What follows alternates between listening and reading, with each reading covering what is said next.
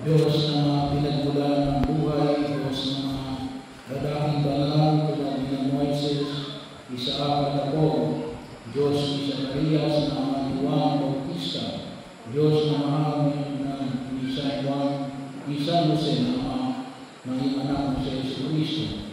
Dingin po ninyo ang aming panalangin at pagkalooban ng pagbabasbas sa mahal ng mga ama at loob na nagiging sa lugar na ito.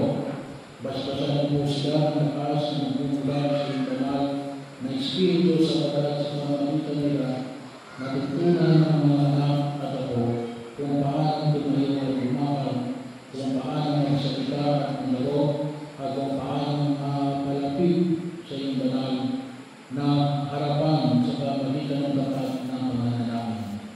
Pagkalooban po sila ng biyayang makiisa sa iyong banal na akap at matanggap ang pagkain na bibigay buhay, sabagat sila ay nagpaguyod at nagpakain sa amin. At sila din ang nagturo sa amin kung paano taguyod ang aming mga sarili at ang aming mga pamilya.